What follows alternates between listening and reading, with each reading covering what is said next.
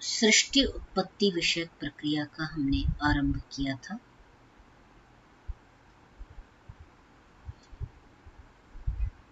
और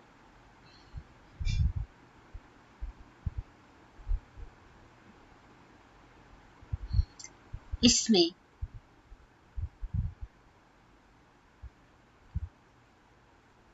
यह प्रकरण पहले भी हमने एक बार ऐतरेय उपनिषद में पढ़ा है विस्तार से। बृहदारण्यक में ये पुनः इसका चिंतन है, तो यहाँ भी हम इसको, यहाँ संक्षेप में है, वहां विस्तार से था, तो उसको हम यहाँ पर देख रहे हैं।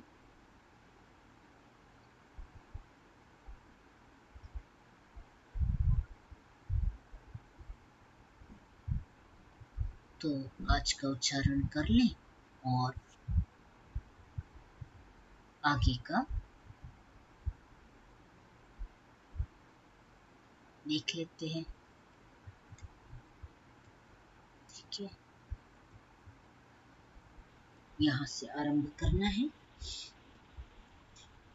उच्चारण कौन कर रहे हैं? हाँ जी, अवश्य।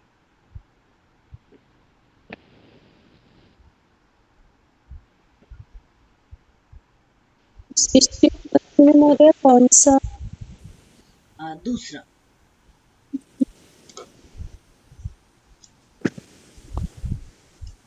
पृष्ठ संख्या 684 और दूसरा, प्रथम अध्याय चौथा ब्राह्मण का दूसरा वचन।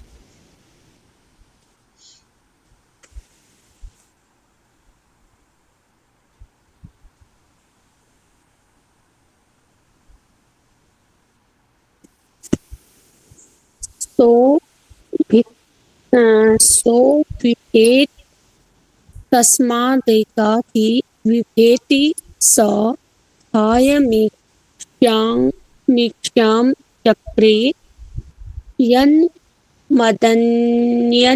नास्ति कस्मान्नु बिभेमीति तत एवास्य भयं विहाय कस्मात्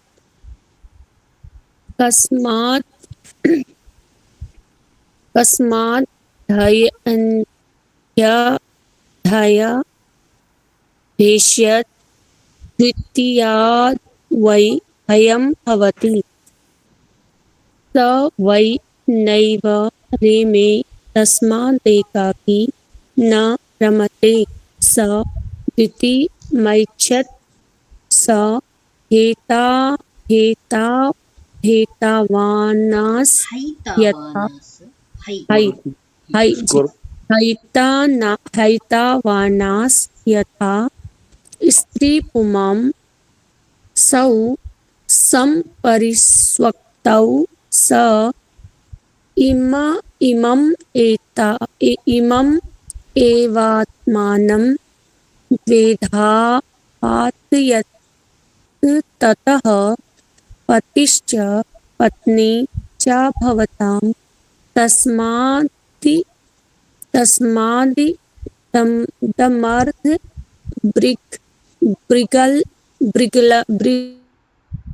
ब्रिगलमेव स्व इति स्माह याज्ञवल्क्यः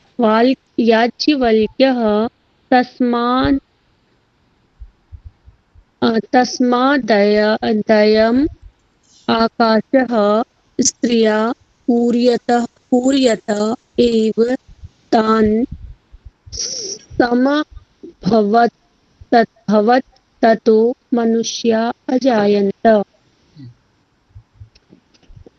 ता हेयमीक्षां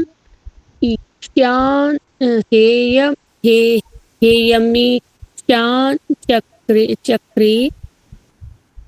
कथं नु मात्मन एव जनयित्वा संभवति हन्त तिरोसानीति सा गौरभवत्।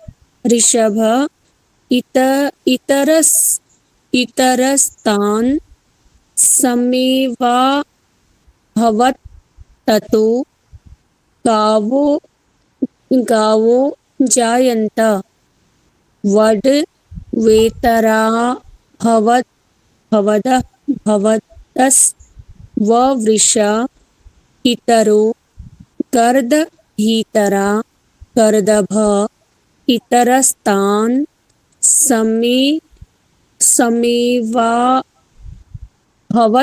तत् एक एक शफं जायता जेतरा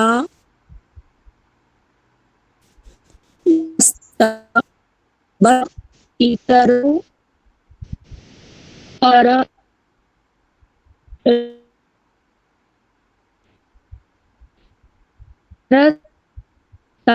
समे स भव ये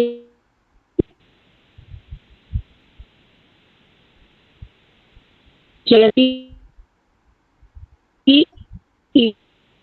मिथुन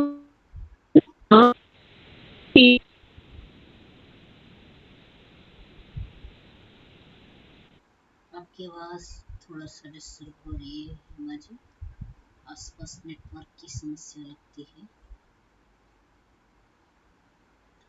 इतना तब तक देख लेते हैं, है ना।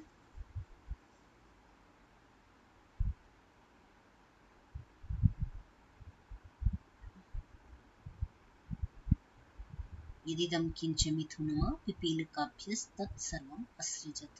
यहाँ तक अभी हिमा जी ने उच्चारण किया है, ठीक है। यह प्रकरण हमने कल आरंभ किया था कि जो अग्रे, जो सर्वप्रथम जो पुरुष था, उसने स्वयं को अकेला पाया और अहम अस्मि, मैं हूं का व्यवहार किया, और उसकी संतान होने के कारण हम सभी भी अहम का व्यवहार करते हैं। कहते हैं आगे कि सह अभिभेद, वो डर गया कि मैं अकेला हूं, एकांत स्थान में मैं अकेला हूं, और ऐसा देख करके वो डरा। तस्मात् एकाकी बिभेति, जब जब मनुष्य अकेला होता है तो वो डरता है। सह अयम ईक्षण चक्री, अब उसने फिर से ईक्षण किया, फिर से चिंतन किया कि यन में अन्यत नास्ति, अरे मुझसे अलग तो कोई है ही नहीं, यत में मत अन्यत, मुझसे दूसरा नहीं है, तो मैं किससे डरता हूं। कस्मान्नु बिभेमि इति ततः एव अस्य भयं वीयाय, तभी क्या हुआ, इसका डर क्या हुआ, जाने लगा। कस्माद् हि अभ्यभेष्यत्,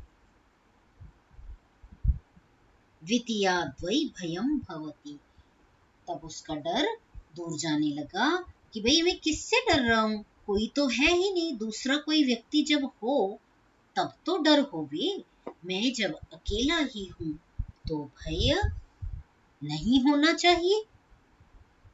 भय तो किसी से होगा, तो कोई है नहीं तो किससे डरूं। तो इस प्रकार स वै नैवरी में, अब अकेला होने से भी उसको अच्छा नहीं लग रहा था, वो आनंदित नहीं हो रहा था कि मैं अकेला हूं। ये एक कथानक है सृष्टि उत्पत्ति प्रक्रिया की, परमात्मा ने किस प्रकार, ब्रह्म ने किस प्रकार सृष्टि की उत्पत्ति की होगी, इसका एक अलंकारिक चिंतन है, अलंकार परक वर्णन है कि उसने ऐसा सोचा फिर ऐसा सोचा होगा, फिर उसने सृष्टि की उत्पत्ति की होगी। तो ये शास्त्रों की शैली होती है कि उसे कथानक के माध्यम से अलंकारिक शैली में कहते हैं, जिससे बात सरलता से स्पष्ट हो जाए। स वही नई भरी में उसको लगा कि भाई मैं अकेला हूं तो मुझे अच्छा नहीं लग रहा, कोई हो जिससे मैं कहूं, बात करूं, देखूं, व्यवहार करूं। इसी कारण से मनुष्य भी एकाकी नरमति, इसलिए उसकी संतानें भी जो हैं वे अकेले रमण नहीं करती हैं। सद्वितीयम इच्छत, वो दूसरे को की अपेक्षा करती हैं। सह एतावान आस, वह जो था उसने ऐसा, वो जो था जो इस प्रकार वाला था, एतावान आस जो इस प्रकार था, यथा जो उसका स्वरूप था, यथा स्त्री पुमांसौ संपरिष्वक्तौ, जैसे स्त्री और पुरुष जुड़े हुए हों एक साथ, जितना दोनों मिलकर के एक साथ जैसे हों वैसे उसका स्वरूप था। माने एक में ही दोनों समाये हुए थे। जो एक सत्ता परमात्मा की थी, ब्रह्म की थी, उस एक ब्रह्म का स्वरूप कैसा था, इसको कह रहे हैं कि सह एतावान आस, वो इस प्रकार का था जैसे उसमें स्त्री भी हो और पुरुष भी हो, दोनों का शरीर उसमें दिख रहा था। सह इमम एव आत्मानं द्विधा अपातयत, तो उसने इसको ही, जो उसके शरीर के ये जो दो प्रकार दिख रहे थे, दो प्रकार वाला वो पुरुष जो दिखाई दे रहा था, वह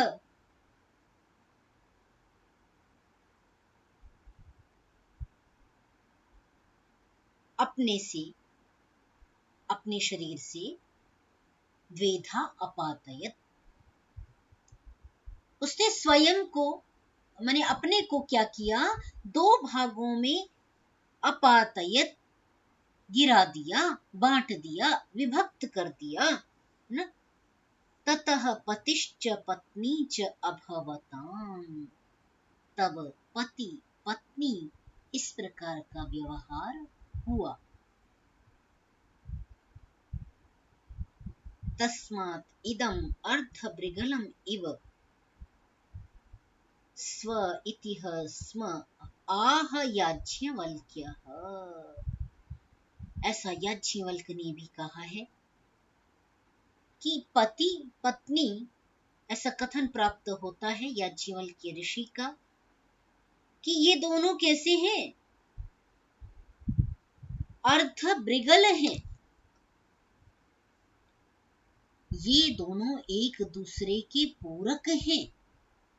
अर्धभृगल कहते हैं जैसे सीप का एक हिस्सा हो, अथवा कोई चने इत्यादि दाल हो,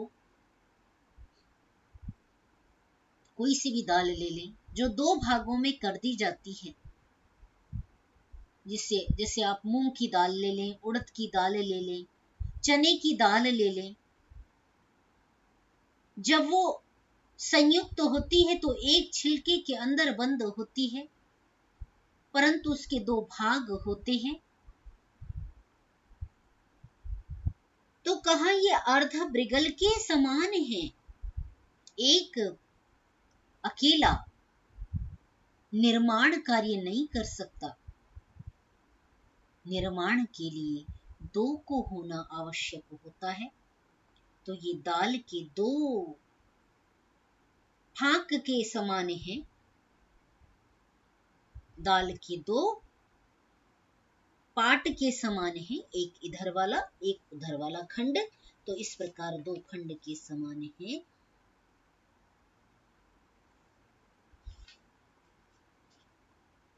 इस प्रकार याज्ञवल्क्य ऋषि कहते हैं, तस्मात् अयम आकाशः स्त्रिया पूर्यते, जो यह आकाश के समान खुला हुआ यह जो पुरुष है वह स्त्री के द्वारा पूर्ण किया जाता है। ताम समभवत, ततः मनुष्याः अजायन्त, जब वे दोनों समवेत हुए, युगल बने, तब मनुष्यों की उत्पत्ति हुई। ठीक है, तो अमैथुनी सृष्टि परमात्मा से कहते हैं ना कि सृष्टि के आरंभ में अमैथुनी सृष्टि थी। जो एक प्रश्न समाज में चल रहा होता है कि अंडा पहले हुआ कि मुर्गी पहले हुई, किसको पहले माने। जो जिन्होंने शास्त्रों का अध्ययन नहीं किया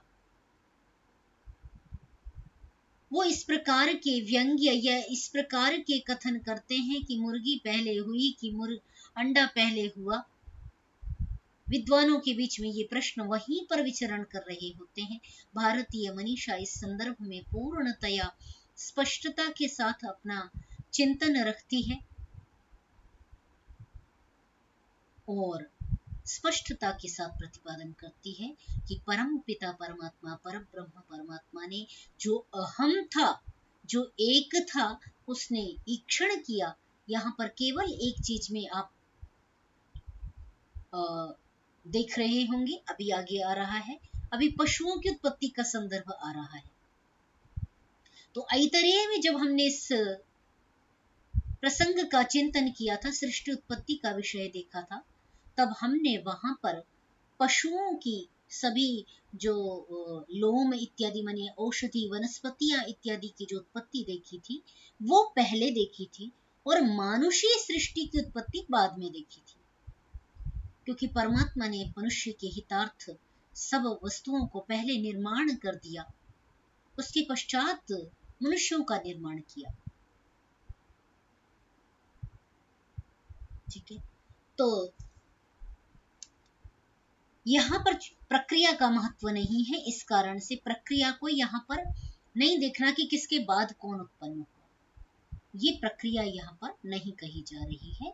यहाँ पर जो महनीय है कि उस ईश्वर ने किस प्रकार चिंतन किया, उस ब्रह्म ने किस प्रकार चिंतन किया और अहम से समस्त संसार का निर्माण किया, समस्त संतानों को जन्म दिया, उसकी चर्चा हो रही है। अब यहाँ पर यदि कोई अंशी भाव की कल्पना करता है तो वो भी विरुद्ध है। इसको सूक्ष्मता से यदि हम चिंतन करते हैं तो वो चीजें स्पष्टता हो पाती हैं। पूर्वापर का यदि संदर्भ देखते आए तो भी ये चीजें स्पष्ट होती हैं। परमात्मा क्या है? ईक्षण करने वाला है। जो ब्रह्म है वो ईक्षण करने वाला है। उसने ईक्षण किया कि इस प्रकार मैं तो अकेला हूं और अकेला सृष्टि में क्या करेगा, तो उसने सृजन किया।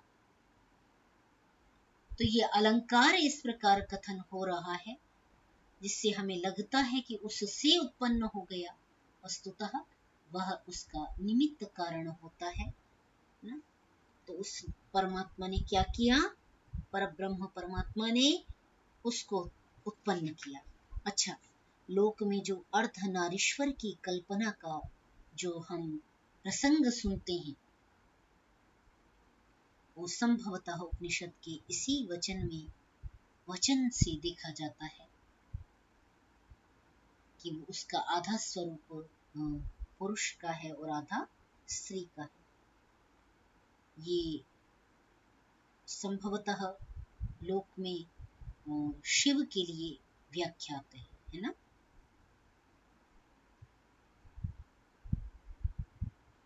उन्हीं को अर्धनारीश्वर कहा जाता है ना। जी मैम, शिव शक्ति का स्वरूप अर्धनारीश्वर।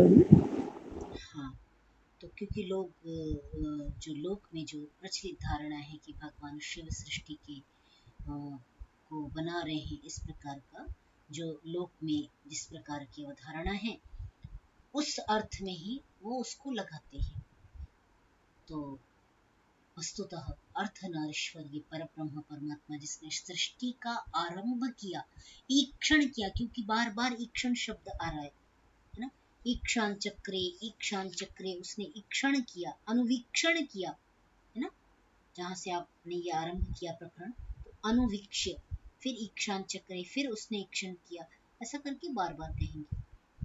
तो जो ईक्षण करने वाला जो परब्रह्म परमात्मा है, उसके संदर्भ में अर्धनारीश्वर इस शब्द का प्रयोग किया जा सकता है। तो कुछ ये जो हमारे समाज में जो इस प्रकार की माने अज्ञान ही है वो, कि भगवान शिव तो बहुत बड़े साधक हुए, जिनका तृतीय नेत्र कहते हैं उद्घाटित कर लिया, माने ज्ञान का परा अपरा दोनों विद्याओं को जिन्होंने समझ लिया, कैलाश पर्वत पर बैठ करके जिन्होंने साधना की, वो भगवान शिव लोक में प्रसिद्ध है।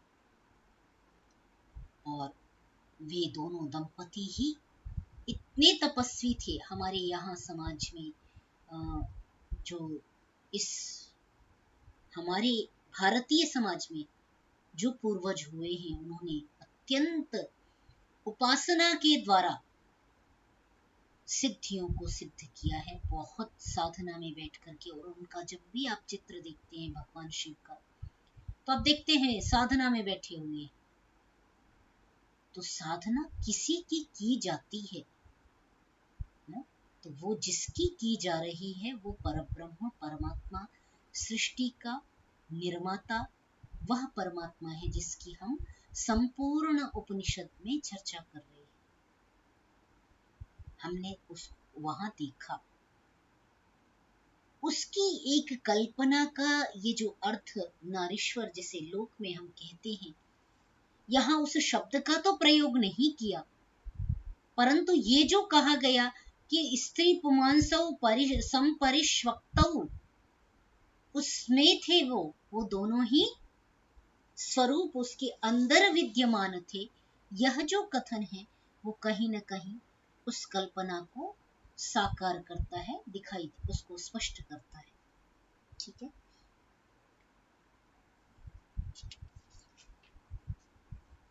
हाँ, इतना फिर स्पष्ट हुआ। आगे देखें। जी महोदय। सा ह इयं ईक्षान चक्रे, अब वह जो स्त्री तत्व उत्पन्न हुआ, कथम नुमा आत्मनः एव जनयित्वा संभवति, ये मुझको ही उत्पन्न करके मुझसे कैसे उत्पन्न होता ना, संभवति,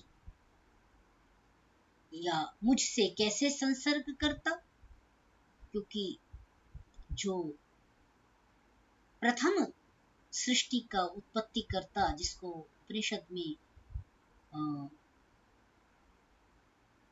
जिसको मूल बीज कारण माना है, वो परमात्मा को माना है, परब्रह्म परमात्मा को माना है। तो उससे ही जो उत्पन्न हुई स्त्री है, स्त्री तत्व है सा, क्योंकि स्त्री के लिए ही स्त्रीलिंग शब्द का व्यवहार किया, सा इयम, उसने यह सोचा कि भाई मुझसे ही माँ आत्मनः एव जनयित्वा, मुझे ही उत्पन्न करके अपने शरीर से, और कैसे ये संभवती, कैसे ये मुझसे संयुक्त होगा, हंत तिरह असानीति, मैं छिप जाती हूँ। तो जब वो स्त्री तत्व छिप गया, तो सा गौः अभवत ऋषभः इतरः ता समीव अभवत, फिर वो गौ बन गई और जो दूसरा तत्व है वो ऋषभ बन गया। इस प्रकार जब वे संयुक्त हुए तो गौएं उत्पन्न हुई, वडवा इतरा अभवत, अश्वः अश्ववृषः इतरः, वडवा हो गई, जो अश्व की जिसे घोड़ी कहते हैं, वो स्त्री तत्व हो गया, और जो अश्व है पुरुष तत्व हो गया। जब वे समवेत हुए तो उससे पूरी अश्व जाति उत्पन्न हुई, है ना। इस प्रकार सभी जातियों की यहाँ पर चर्चा कर दी कि गौ जाति उत्पन्न हुई, अश्व जाति उत्पन्न हुई, है ना। इतरः वृषः इतरः, नहीं अश्व, गर्दभी, ना, गर्दभी इतरा, गर्दभः इतरा, इतरः ताम समभवत, ततः जब वो गर्दभी और गर्दभ जाति उत्पन्न हुई, संपूर्ण जितनी गर्दभ जाति है वो उत्पन्न हुई गर्दभ और गर्दभी के संयोग से। इसी प्रकार एक शफम अजायत, इसी प्रकार एक खुर वाले, शफ कहते खुर को, तो एक खुर वाले समस्त जातियां उत्पन्न हो गई। अजा इतरा अभवत, जो हाँ अजा बकरी इत्यादि उत्पन्न हुए। बस्तः इतरः, माने जो अजा बकरी स्त्रीलिंग है, और जो बस्तः पुल्लिंग जो अज है, अजह अजा, है ना। अब तो अजह अजा इस प्रकार भी व्यवहार देखते हैं। यहाँ पर बस्तः और अजा ऐसा व्यवहार यहाँ पर किया जा रहा है ना। तो एक मिनट जरा सा देंगे, एक सेकंड।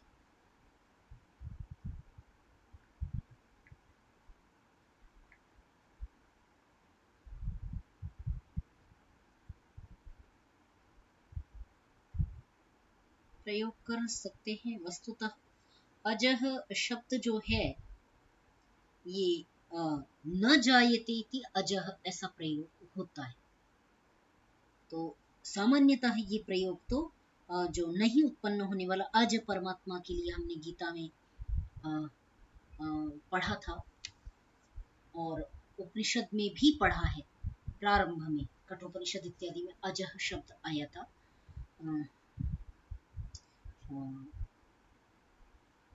तो अजह जो लोक में व्यवहार कर रहे हैं बकरा के लिए, संभवतः उसका प्रयोग यहाँ पर मैं देख रही हूँ नहीं है। हो भी सकता है, परंतु अजा और बस्तः इस प्रकार प्रयोग किया गया है शास्त्र में, ठीक है। पुल्लिंग और स्त्रीलिंग के शब्द हेतु, प्रयोग हेतु। अवि भेड़ हुई, और मेषः जो नर भेड़ है, उनका परस्पर संबंध होने से भेड़ जाति उत्पन्न हुई उनके संयोग से। इसी प्रकार अजा अवयः, इसी प्रकार ये सभी जीव समेव अभवत्, ततः अजा अवयः अजायन्त, एवं एव यदिदं किंच मिथुनमा पिपीलकाभ्यस्तत्सर्वम् असृजत। कहा इस प्रकार जो भी अजा अवि इत्यादि उत्पन्न हुए, और इसी प्रकार के जो क्षुद्र जंतु जिसे कहा जाता है ना, जो जो जो छोटे जीव हैं, चींटी इत्यादि, आपिपीलिकाभ्यः, तो आ शब्द क्या, पिपीलिका तक अर्थ में यहाँ पर आंग शब्द का प्रयोग किया गया है ना। आंग मर्यादा विभित्यो, उसको लेकर या उस तक, आंग मर्यादा और अभिविधि दो अर्थ में। विनातेन मर्यादा, उसको छोड़ करके जब हम कहते हैं तो मर्यादा अर्थ का प्रयोग करते हैं, और उसको लेकर के जब हम शब्द का प्रयोग करते हैं तो अभिविधि, सहतेन अभिविधि ऐसा शब्द का प्रयोग करते हैं। तो आ एक ही जो उपसर्ग है दोनों जगह प्रयोग हो रहा है, अभिविधि और मर्यादा में। तो यहाँ पर जो है वो अभिविधि अर्थ वाला आ उपसर्ग है कि आ पिपीलिकाभ्यः, पिपीलिका पर्यंत समस्त जीवों को उसने, समस्त जो क्षुद्र जंतु हैं उन सब को उसने सृजन किया, उन सब जोड़ों को।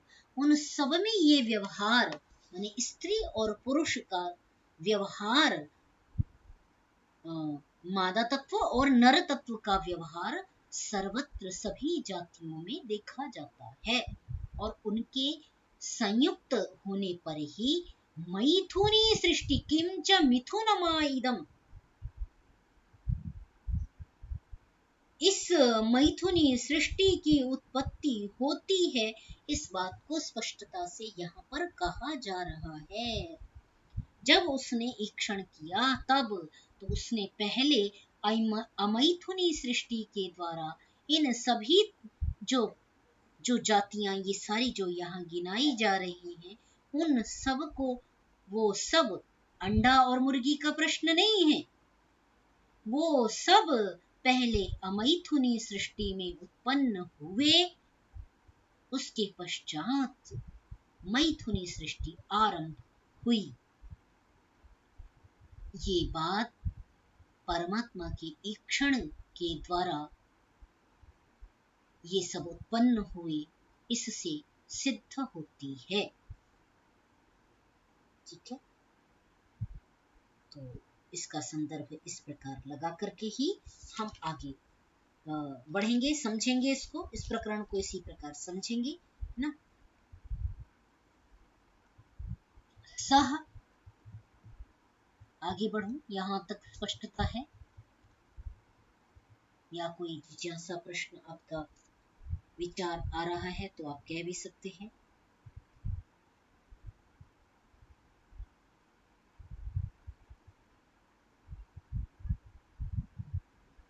नहीं, मैम जैसे बीज होता है ना, जब वो दोनों दल उसके साथ जुड़े होते हैं तभी उसमें से अंकुर निकल सकता है।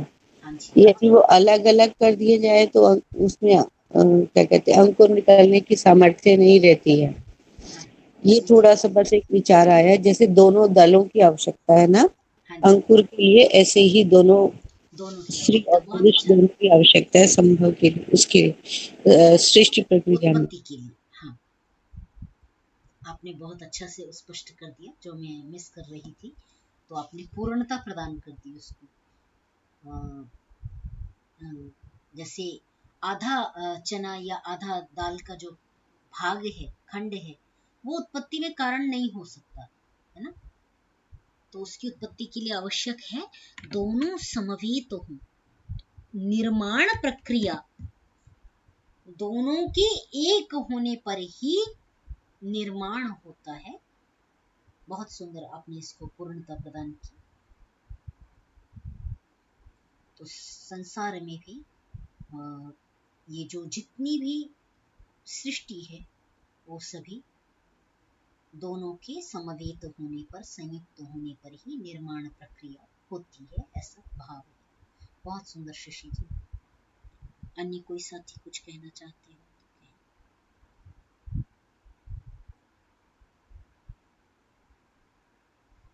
नहीं, आगे बढ़े। सह अवेत अहम वाव सृष्टिः अस्मि।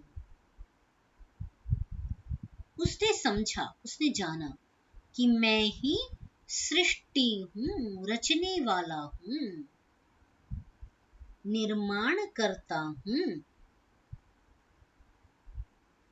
अहम इदम असृक्षि, क्योंकि मैंने इस सब का निर्माण किया है, इस कारण से मैं सृष्टि हूँ। श्री स्त्रीलिंग, ठीक है। हाँ, तो अब सृष्टि शब्द स्त्रीलिंग है, तो सृजन करने वाला, परंतु उत्पत्ति किससे होती है? स्त्रीलिंग से होती है, स्त्री से होती है। तो परमात्मा ने भी यह जाना, जो परब्रह्म है, कि मैं सृष्टि हूँ, अहम वाव सृष्टि ही अस्मि, मैं सृजन करने वाली हूँ, इसकी सृजन कर्त्री हूँ, क्योंकि मैंने यह सब उत्पन्न किया है।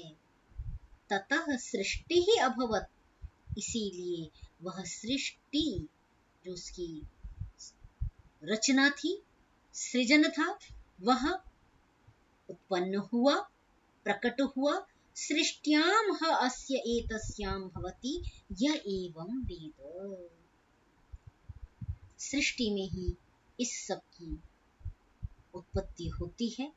जो कुछ भी दिखाई दे रहा है वह इस सृष्टा जो पर ब्रह्म है, वो जब स्त्री रूप में है, सृजन रूप में है, माने अपनी जो सर्जना शक्ति है परमात्मा की, वो स्त्री शक्ति है, उससे ये सारा कुछ उत्पन्न होता है, ऐसा भाव इससे अभिव्यक्त हो रहा है। क्योंकि 2 बार कहा ना इस बात को कि अहम सृष्टि ही अस्मि, तो मैं भी क्या हूं, मैं वो स्त्री शक्ति हूं, उत्पन्न करने वाली। चाहे वो रखने वाला वह वीर्य तत्व वो पुरुष है, ब्रह्म है, परंतु उसका जो सृष्टि रूप है वह स्त्री रूप है। ठीक है,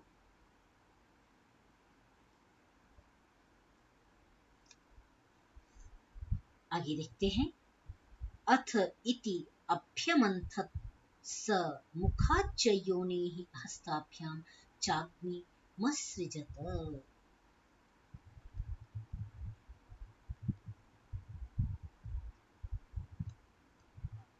थोड़ा सा ये वाला ले लेते हैं, उच्चारण तो इसका आपने नहीं किया, पर ठीक है मैं ले रही हूँ इसको, केवल ये वाला कर लेते हैं। अथ इति अभ्यमंथत, उसने क्या किया, अब मंथन किया, रगड़ा। स मुखाच्च योनिः हस्ताभ्याम, मुख, मुख योनि से और हस्त से, हाथों से अग्नि का सृजन किया। यहाँ पर जो अग्नि की उत्पत्ति की जो बात की जा रही है, अग्नि कैसे उत्पन्न होती है, रगड़ से उत्पन्न होती है। यज्ञ की प्रक्रिया में आप देखते हैं, जब हम वेदी निर्माण की जब बात करते हैं या सृष्टि उत्पत्ति की जब बात करते हैं, तो जब समस्त सृष्टि उत्पन्न हो गई तो उसमें अग्नि का आधान किया जाता है। तो अग्नि कैसे उत्पन्न की जाती है, मंथन करके, 2 अरणियों के से मंथन करके अग्नि को उत्पन्न किया जाता है। ठीक है, याग की प्रक्रिया के संदर्भ में भी मैंने पहले भी कहा कि जैसे जैसे पृथ्वी बनती है, पृथ्वी नहीं ब्रह्मांड, ब्रह्मांड की सृष्टि की जो निर्माण की प्रक्रिया है, पहले कौन सा तत्व, फिर कौन सा तत्व, फिर कौन सा तत्व, उस प्रक्रिया को वेदी में भी अपनाया जाता है और वेदी का निर्माण उसके आधार पर किया जाता है। उसके उपरांत जब उसमें लेपन के बाद सर्वप्रथम अग्नि का आधान किया जाता है, तो वो जो अग्नि का आधान जिनके द्वारा किया जाता है वो अरणियां कहलाती हैं। ठीक है, अब उसमें क्योंकि ये यहाँ पर मुख, योनि और हस्त को समझना आवश्यक है, इसलिए मैं इस प्रक्रिया को थोड़ा सा आपके साथ स्पष्टता कर दूं।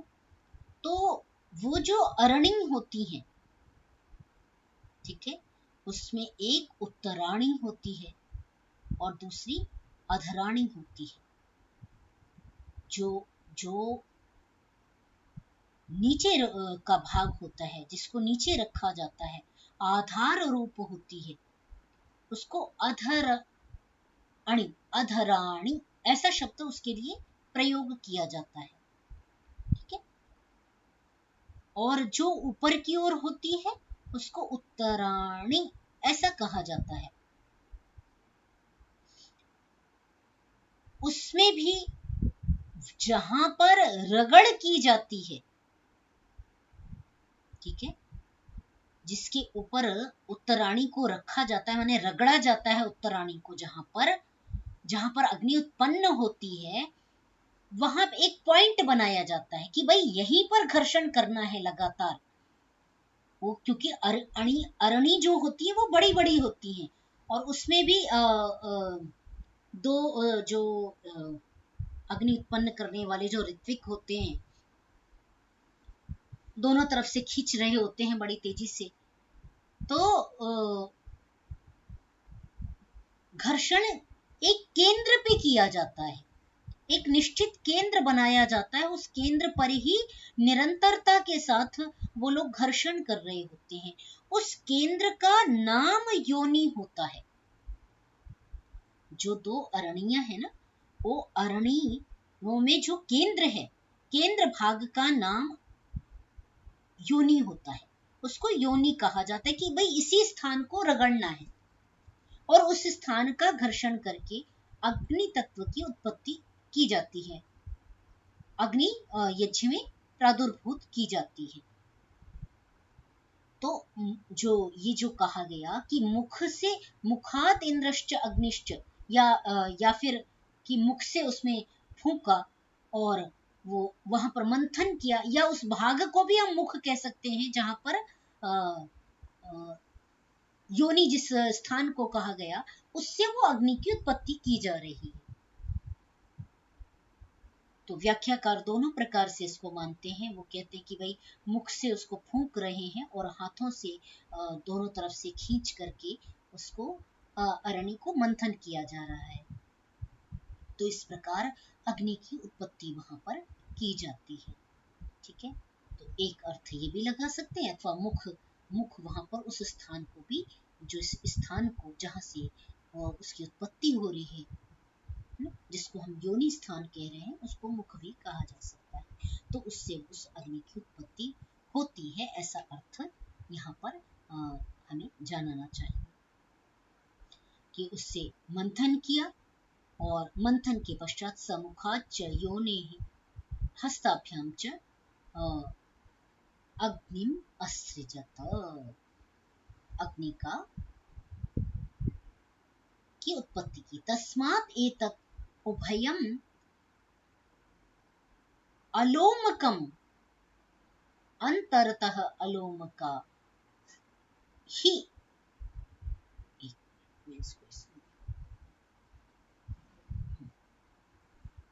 अलोमका ही योनिः अंतरतः तद यत् इदम आहुः। फिर ये जो दोनों हैं, हाथ हैं अथवा मुख हैं, मुख है, ये अंदर से क्या है, अलोमका है, रोम रहित हैं। इनके हाथों के ऊपर तो लोम देखे जाते हैं, परंतु हाथ का अंदर का जो भाग है, जहां पर हथेली है, वहां पर लोम नहीं होते, वो रोम से रहित होते हैं, क्योंकि घर्षण करने से वहां पर अग्नि की उत्पत्ति होती है, अतः वे अंदर से अलोमका होते हैं।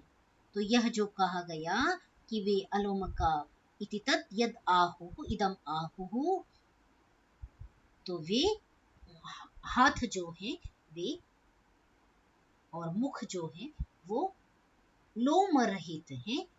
तद यद इदम आहुः अमुम यज इति। तो फिर जो कहते हैं कि उसकी पूजा करो, उसकी पूजा करो, इस प्रकार जो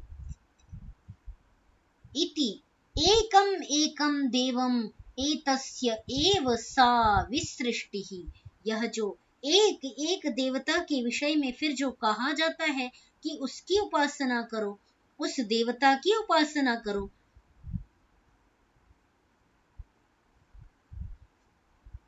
सा विसृष्टिः एष ओ हि एव सर्वे देवाः, वो सभी देव इस एक से ही उत्पन्न हुए हैं ना। तो आप जब देखते हैं आहुति जब प्रदान की जाती है, तो एक अग्नि में समस्त देवताओं की आहुति प्रदान की जाती है, क्योंकि क्या कहा गया, अग्नि देवताओं का क्या है, मुख है। तो जो अलग अलग देवताओं को आहुति देने की बात कहते हैं, वो अलग अलग न दे करके एक देवता जो मुख रूप अग्नि है, उस मुख में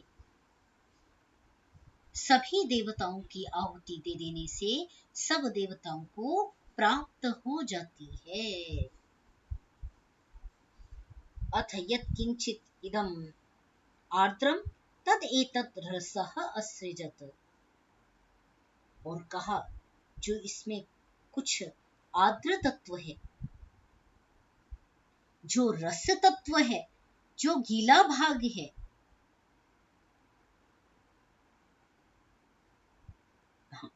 एतत् आर्द्रम तत् रेतसः असृजत। वह रेतः तत्व है, उससे यह समस्त संसार उत्पन्न होता है। असृजत तद ओ सोम, वही सोम कहा जाता है ना, वही बीज तत्व कहा जाता है। तदु सोम एतावत् वा इदं सर्वम् अन्नं च एव अन्नादश्च सोम एव अन्नम अग्निः अन्नादः। क्या कह रहे हैं कि ये जो कुछ भी उत्पन्न हो रहा है उसमें जो आद्र है, वह उससे जो बीज तत्व है वही सोम तत्व है। तो यह जो सब कुछ है, तदु सोम एतावत् वा इदं सर्वम् अन्नम, यह सब कुछ जो है वो अन्न है या अन्न को खाने वाला है, माने उसका सामर्थ्य है। सोम ही अन्न है और अग्नि अन्न का खाने वाला है।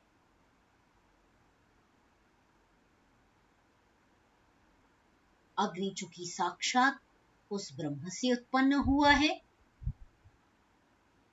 और उसी से प्रकाशित हो रहा है, इसलिए जो भिन्न भिन्न देवताएं हैं उन सब भिन्न भिन्न देवताओं की आहुति एकत्र एक स्थल अग्नि में प्रदान की जाती है। सभी उसके प्रकाश से प्रकाशित होते हैं।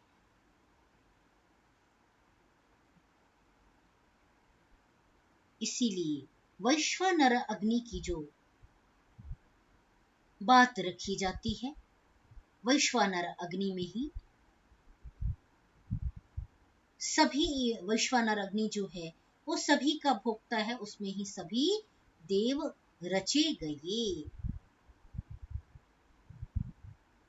तो जो वैश्वानर, जो अहम वैश्वानरो भूत्वा पचाम्यन्नम चतुर्विधम, और जो बात कही गई उसका आधार भी यही मूल स्रोत यहां से देखा जा सकता है।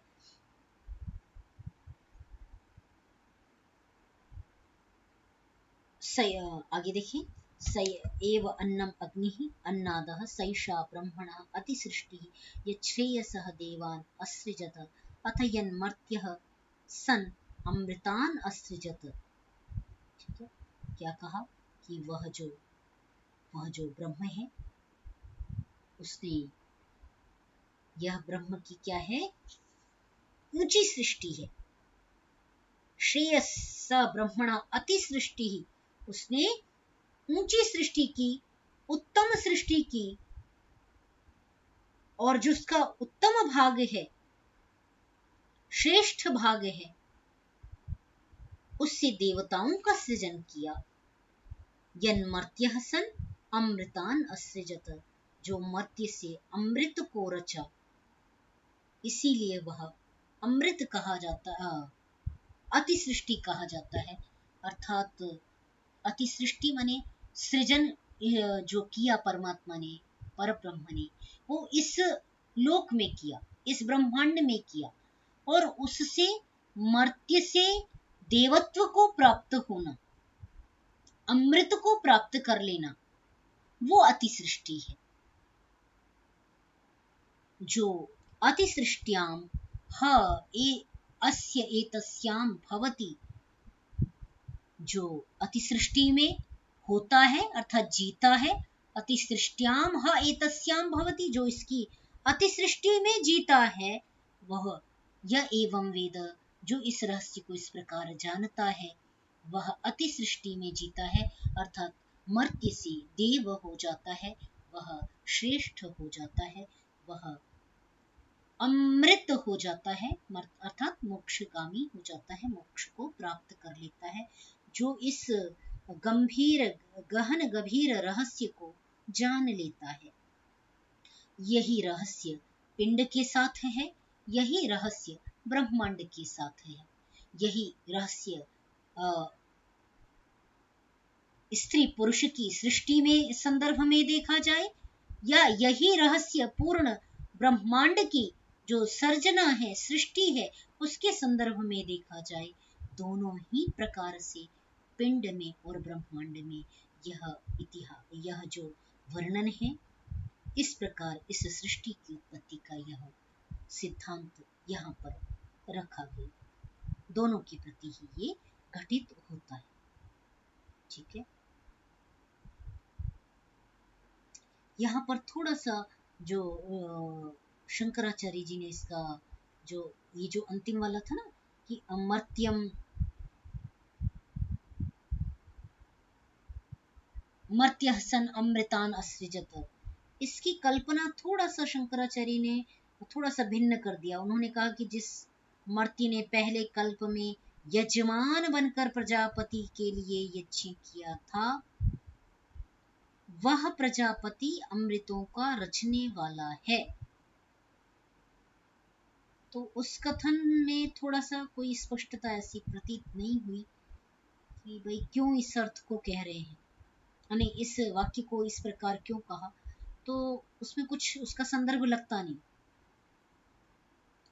पहले कल्प में पहली सृष्टियों में प्रजापति ने यज्ञ किया, फिर अमृतों को रचने वाला, तो ये भाव उसमें कुछ सटीक इसमें बैठा नहीं, इसलिए उसकी यहाँ पर संकल्पना नहीं लगा रहे हैं, बल्कि कैसे कर रहे हैं कि वह जो